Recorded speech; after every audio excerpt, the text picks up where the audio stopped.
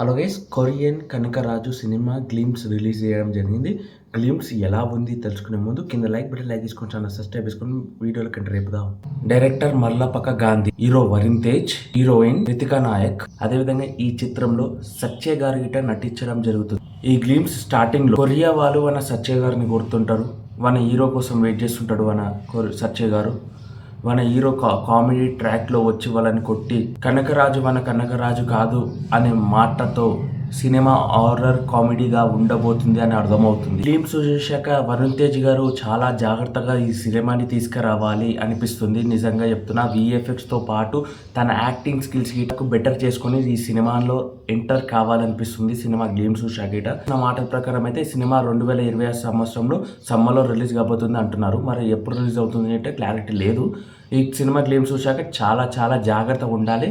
Comedy horror track పట్టింది కాబట్టి వరుణ్ తేజ్ గారు ఫ్యాన్స్కి గిట డిసప్పాయింట్ చేయకుండా ఈ సినిమా వరుణ్ తేజ్ ఫ్యాన్స్ గిట కోరుకుంటున్నారు. ఆఫ్టర్ సీయింగ్ ద గ్లిమ్స్ చాలా జాగ్రత్తగా ఉండాలి. బీజిఎం సౌండ్ ఏమో బాగానే ఉంది. మ్యూజిక్ డైరెక్టర్ వచ్చేసి తమన్ అని చెప్పుకోవచ్చు. అలా గ్లిమ్స్ అనేది ఎలా అనిపించింది అంటే నాకు ఓకే కాదు, అసలు ఏం చేస్తున్నావు అనేది అర్థమవుతలే. కింద సబ్ టైటిల్స్ గిట్ట ఇయ్యలే కొరియన్ భాషలో. ఆ భాషలో ఏమర్థమవుతుంది మనకి చెప్పండి? ఆ భాష మనకి ఎవరికి అర్థం కాదు. సినిమాలో గిట్ట ఇలానే కంటిన్యూ చేస్తే మాత్రం సినిమా అనేది అట్టర్ ఫ్లాప్ కావడం ఖాయం అని చెప్పుకోవచ్చు. నిజంగా చెప్తున్నాను. కొరియన్ కనకరాజు సినిమాలో కొరియన్ భాష ఉంటే కింద సబ్ టైటిల్ వెయ్యాలి. ఆ సబ్ టైటిల్ గిట్ట లేకపోతే సినిమా అనేది ఎవరికి ప్రాపర్గా అర్థం కాదని చెప్పుకోవచ్చు.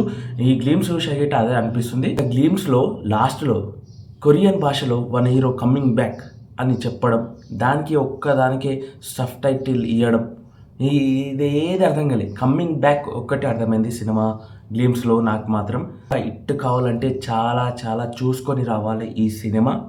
మరి సినిమా ట్రైలర్ రిలీజ్ కాలేదు కదా, ట్రైలర్ చూశాక ఎలా అనిపిస్తుంది అనేది ఇట మాట్లాడు. మరి సినిమా ఎప్పుడు రిలీజ్ అవుతుంది, సినిమా అప్డేట్ గురించి ఇట త్వరలో అప్డేట్ ఇచ్చే ప్రయత్నం చేస్తాను.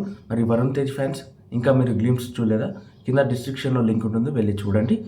చూశాక మీ అందరికీ ఎలా అనిపించింది అనేది ఇటు ఒకసారి కామెంట్ చేస్తూ, మరి నా మాటలు మీ అందరికీ ఎలా అనిపించాయి ఒకసారి కామెంట్ చేయండి. ఇక మన ఛానల్ సబ్స్క్రైబ్ చేసుకొని లైక్ చేసుకొని మరిన్ని అప్డేట్స్ చేసుకొని జై హింద్.